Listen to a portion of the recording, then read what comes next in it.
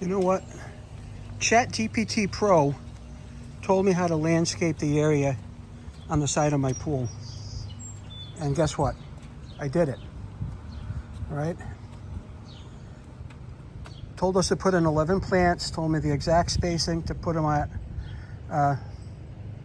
We have 2 soft touch hollies, a sky pencil holly, 2 more soft touch hollies, a sky pencil holly, 2 more soft touch hollies, a sky pencil holly, and finally 2 more soft touch hollies. That's a total of 11 plants. We have tried all kinds of things over the years here, but nothing seems to work out. We tried lavender, which I liked, too many bees. I tried marigolds and flowers, the rabbits ate them. I tried daisies, which were nice, but they bloom at the end of September after the pool was closed, so something wasn't right there. So now, I asked ChatGPT what would be ideal over here. He came up with this plan. So we'll see how it goes. I'll also show you how this plan will look mature at night with spotlights on them, because that's what my plan is.